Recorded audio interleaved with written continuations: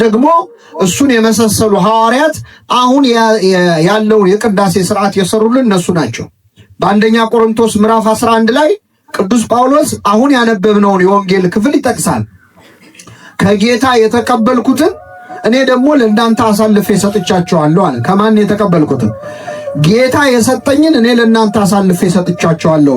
እርሱ በዚያች ምሽት ህብስቱን አንስቶ ባረከ፣ ጽዋውን አንስቶ አመሰገነ። እኔም እንዲህ እንድታደርጉ መክራቸዋለሁ እያለ ሥጋውን ደሙን እንዴት መቀበል እንዳለባቸው ለቆሮንቶስ ምዕመናን ያስተምራል፣ ያብራራል። መጨረሻ ምን ይላል መሰላችሁ? የቀረውን ነገር ደግሞ ስመጣ እደነግጋለሁ፣ የቀረውን ስርዓት ደግሞ ስመጣ ነግራቸዋለሁ ይላል። ስለዚህ የቅዳሴ መስራች መድኃኒታችን ኢየሱስ ክርስቶስ ነው። የቀረውን ስርዓት ደግሞ የሰሩልን አባቶቻችን ቅዱሳን ሐዋርያት ናቸው። አንድ ሥጋ ነን እኛ ብዙዎች ስንሆን አንድ ሥጋ ነን። ስንት ሥጋ ነን? አንድ ሥጋ ነን አለ። አንድ ምን ሥጋ? ለምንድን ነው ቅዱስ ጳውሎስ ብዙዎች ስንሆን አንድ ሥጋ ነን ያለው? ለምንድን ነው? ኦኬ፣ ብዙዎች ስንሆን አንድ ሥጋ ነን። በጣም በርካታ ክርስቲያኖች ሆነን እንዴት ነው አንድ የምንሆነው? አንድ ብቻ አይደለም ያለው፣ አንድ ደግሞ ሥጋ ነው ያለው። ሰው እንዴት ነው አንድ ሥጋ የምንሆነው? ምን ብሎ ነበር የጀመረው? አንድ ህብስት አለና ብሎ አልነበር የጀመረው? አንድ ህብስት አለና፣ የትም ቦታ የሚቆረሰው ህብስት አንድ ህብስት ነው። ለምን? ከአንዱ የጌታ ሥጋ ጋር ህብረት ያለው ስለሆነ ሰው ሁሉም ጋር ያለው አንድ የጌታ ሥጋ ነው። ኦኬ፣ ሰው አንድ ህብስት ስለሆነ እሺ፣ እኛ ብዙዎች ስንሆን አንድ ሥጋ ነን። ለምን? ያንን አንዱን ህብስት እንካፈላለን ይላል። ኦኬ፣ ሁላችን አለ፣ ሁላችን ያንን አንዱን እንጀራ ወይም ያንን አንዱን ህብስት እንካፈላለንና እኔ ክርስቲያን ወንድሞቼ፣ እናንተ ከኛ በፊት ያሉት እነ ጳውሎስ ሐዋርያቱ ያለፉን በጣም በርካታ ቅዱሳን አባቶቻችን እናቶቻችን፣ አቡነ ተክለ ሃይማኖት፣ ኦኬ፣ ቅዱስ አትናቴዎስ፣ ቄርሎስ ያለፉን እነዛ ሁሉ ክርስቲያኖች አሁን ላይ ያለን እኛ ሁላችን ክርስቲያን ወንድም እህቶች ሁላችንም ያንን አንዱን ህብስት ሜኒንግ የጌታን ሥጋ እንካፈላለንና ሁላችንም ብዙዎች ስንሆን ስንት ሥጋውንን? አንድ ሥጋውንን። ብቻውን አይሆንም የሚሉት የክርስቶስን ቅዱስ ሥጋ ክቡር ደም ስለተቀበለ ሙሽራ ስለሆነ ብቻውን አይሆንም። ግን በአጉል ልምድ እና በልማድ አንዳንድ ሰዎች ብቻውን የማይሆነው ለምንድን ነው ስትሏቸው እንዳይለከፍ ይላሉ። ይሄ በጣም የተሳሳተ ነው። ቅዱስ ሥጋውን ክቡር ደሙን ተቀብሎ እንዴት ነው ሰው የሚለከፈው? እንኳን ለራሱ ለሌላውም ይተርፋል እኮ። ለቤቱም በረከት ነው ይዞ የሚመጣው። እንዳይለከፍ ሳይሆን ብቻውን የማይሆነው ለክብር ነው፣ ለማጀብ ነው። ደግሞ ቀደም ሲል የኢትዮጵያ ቤተክርስቲያን በገጠሪቱ በተለይ ማለት ነው ሥጋው ደሙ ለመቀበል በትንሹ አንድ ሰዓት ተኩል ካለዛም 3 ሰዓት የእግር መንገድ ይሄዳሉ።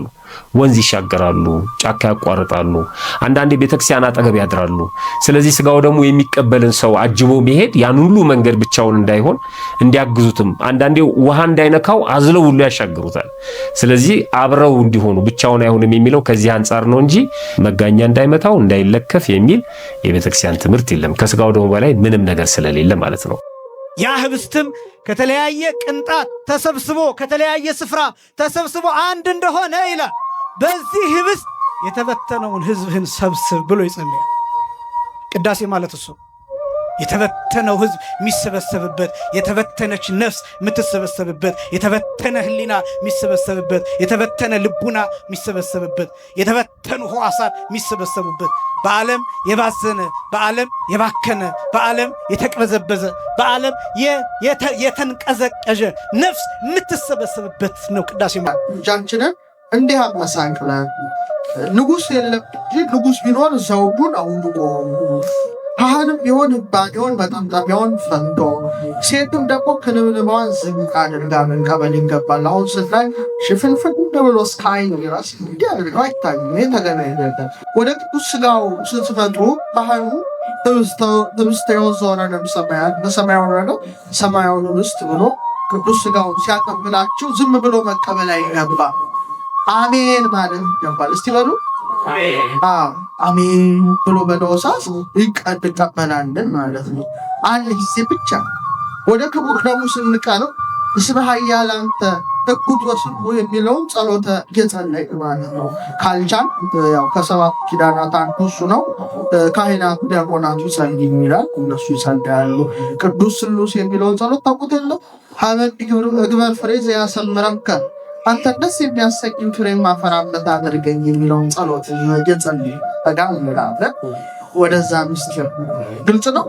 ከዛ ያቆሙ ይሄ ክርስቶስ ደም ነው ውርደም ነው ብሎ ሲያቀምነ ሁለት ጊዜ አሜን አሜን እስቲ በሉ አሜን አሜን በሉ እስቲ አሜን አሜን ብሎ ሁለቴ ማሰማት ያስፈልጋል። ሰው ይላል ያቆሙ ሁሉ በሰላም ወደ የቤታችሁ ግቡ ብሎ ሳያሰናብት በፊት ይላል ቁርባኑን በተንታ ህብስት ያምነው ይላል። ምን ማለት ነው? ተንታ ነገር አይመገብ ማለት ነው።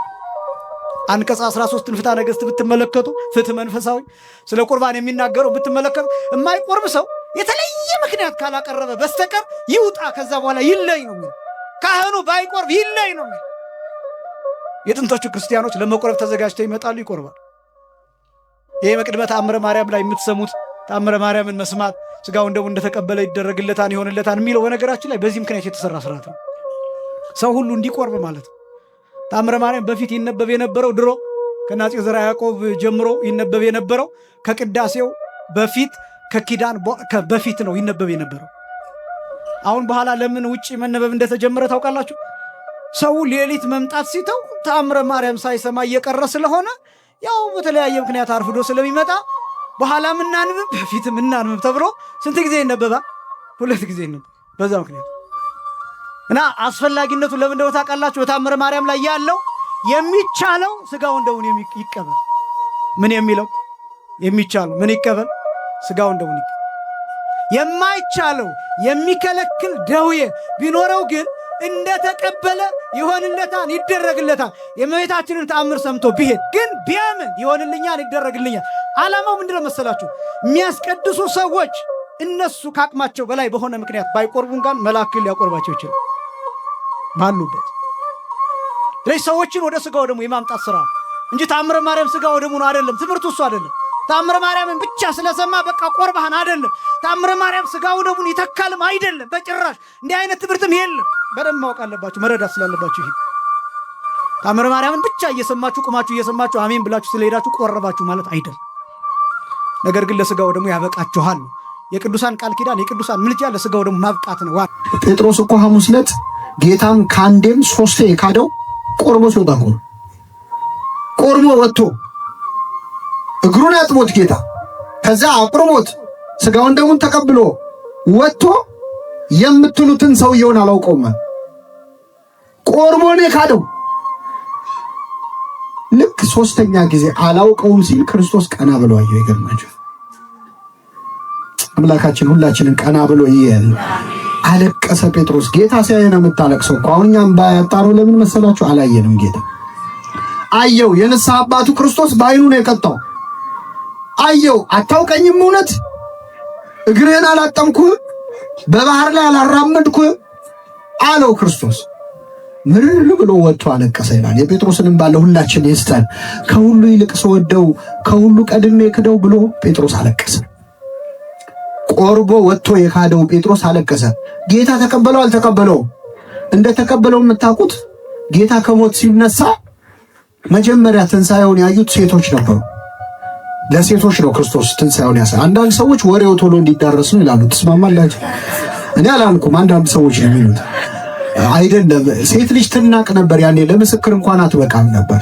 ክርስቶስ ለምስክር ማትበቃዋን ሴት ለምስክሩ ዋነኛ የትንሣኤው ምስክር አረጋት። ስሙ የተመሰገነ ይሁን። ምን አለ መሰላችሁ? ጌታ ከሞት ከተነሳ በኋላ ሂዱና ለደቀ መዛሙርቴ ለጴጥሮስም ጌታ ተነስቷል በሉልኝ አለ። ለማንም? ለካደኝ ለጴጥሮስ ተነስቷል ብላችሁ ንገሩልኝ፣ ጥሩልኝ አለ ክርስቶስ። በስሙ ጠርቶ ለደቀ መዛሙርቴና ለጴጥሮስ። ለምን አይጠሩትማ? ስሙን ካልጠራ እሱ ክዶታል በቃ ይውጣል የሚሉት። ጴጥሮስንም ጥሩልኛል። የካደውን የጠራ አምላክ በኃጢአታችን የካድነውን በቸርነቱ ይጥራል። ጥሩልኝ። አሁን እኛ ብንሆን እንደዚህ አሁን እኛ ብንሆን እስቲ በችግር ቀን የካደንን ሰው በመከራ ቀን ጠራዋል፣ በደስታ ቀን እንጠራዋለን። ለነገሩ እንጠራዋለን። ቅጥል ይበልብላል። አው ይውጣላት እስቲ መታት ነው የኔን መጨረሻ። እኛ እኮ አስቸጋሪ ጠራው። ከዛ ጌታ አገኘው ጴጥሮስ። ሲያገኘው በጣም የሚገርማችሁ በገሊላ ባህር ዳርቻ እሳት ዳር ነው ያገኘው ጴጥሮስ። የዮና ልጅ ስምዖን ሆይ ትወደኛለህ አለው። ጴጥሮስ ሐሙስ ዕለት አልክድህም ብሎ ነበር። አሁን ትወደኛለህ ሲለው እወድሃለሁ ማለት ደግሞ ፈራ። አልክድህም ብዬ ክጄዋለሁ፣ እወድሃለሁ ብዬ ምን ሊመጣብኝ ነው ብሎ ፈራ። ስለዚህ ጌታ ሆይ እንደምወድህ አንተ ታውቃለህ። ደግሞ ጠየቀው፣ እንደምወድህ አንተ ታውቃለህ። ሶስተኛ ጊዜ ጠየቀው። ሶስተኛ ሲጠይቀው ጴጥሮስ አዘነ፣ ገባው ምን እየሰራ እንዳለ። አያችሁ፣ ሐሙስ ዕለት ጌታን ስንቴ ነው የካደው? ሶስቴ እያሳመነው ነው። አያችሁ፣ ክርስቶስ ታሪካችንን ድጋሚ እንድንጽፍ ነው እድል የሚሰጠን። ሶስቴ እንደካድከኝ ሶስቴ መነኝ እያለው ነው። ደግሞ ከጎን እሳት አለ። እሳት ዳር ነው ያገኘው። ድጋሚ እሳት ዳር የካድከኝን እስቲ እሳት ዳር መነኝ እያለው አዘነ። ጌታ ሆይ አንተ ሁሉን ታውቃለህ፣ ሁሉን ካወቅክ እንደምወድህም አንተ ታውቃለህ። በጎቼን አሰማራ፣ ግልገሎቼን አሰማራ፣ ጠቦቶቼን ጠብቃለሁ። ቆርቦ የወጣውን ጴጥሮስ ወደ ቦታው መለሰው። ሁላችንን ወደ ቦታችን ይመልሰን። ከቁርባን በኋላ እጅግን መታጠብ አይገባም። ወታርፎ አልባስ መላቆት አይገባም። ራሱን የቻለ ምሳሌ ያለው ለምን ይሄ እንደሆነ እንዲህ ሲባል ግን ያው በቆረጥንበት ልብስ ተኛ ማለት ደግሞ አይደለም። ያው እስከ ሰርግ ያለውን መናገር ነው። መስገድ አይገባም፣ በጣም ክልክል ነው። የሚቆርብ ሰው በዕለቱ አይሰግድም፣ አይንበረከክም። ግልጽ ነው።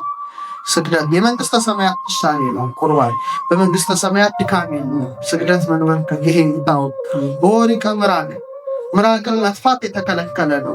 በሳት እንድንጠብቅ ደም ከሰውነት ማውጣት፣ የጥፍር ምናምን መቆራረጥ፣ ረጅም መንገድ መሄድ፣ ከመጠን ያለፈ ምግብ መመገብ፣ እነዚህ ነገሮች ሁሉ የተከለከሉ ናቸው። ዋድ ተነሳሱ ይላል።